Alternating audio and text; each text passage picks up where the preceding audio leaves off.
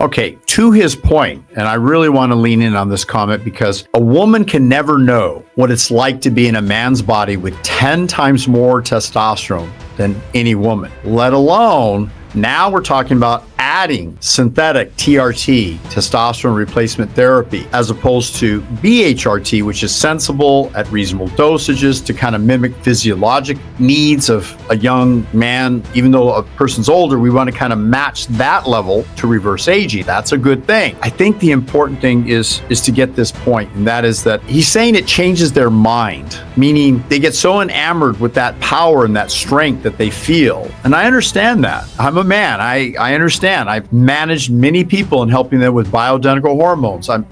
I love helping people because they feel so good. It's so amazing. But I don't lead them down the path of what he's talking about is using all the synthetic at mega dosages. It can only lead to problems. And I've seen people worked on, educated, encouraged to don't go that pathway. And I've seen recently, I got a Facebook note on someone who ripped abs, looks really good, and he passed away at age 65. So sad. I mean, that's not even that old, 65, really, and yet he looked, oh my God, he looked 20 years younger.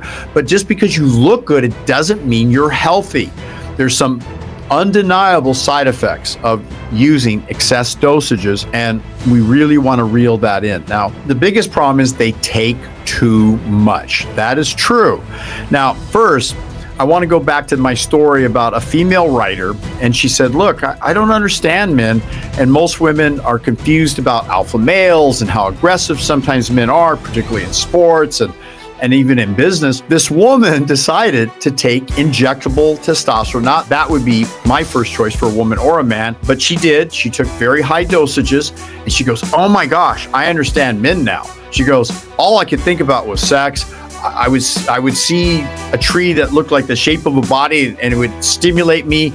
My cognition was going really fast. I found myself sometimes uncontrollably getting aggressive or taking things in a sensitive way that wasn't really what it was. But like he said earlier, there's this lady that he was dating that would go to bars and fight people, literally fight people. And women always wonder, why is this guy wanting to fight? Well, now you watch these UFC fighters, they are enhanced, and according to Greg here, the coach, and the truth is that if there's testing, it's a little harder, but they have ways of beating those tests.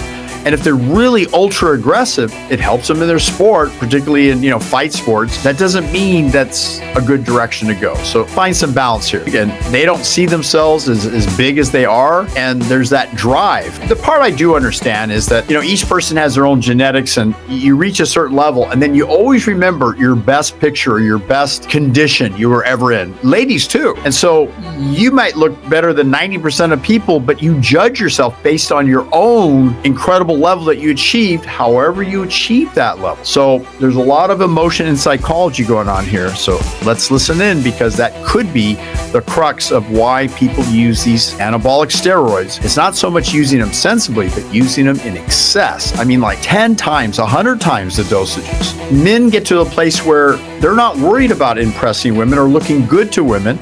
They want to get the compliments from the other athletic men or bodybuilders because that's the standard.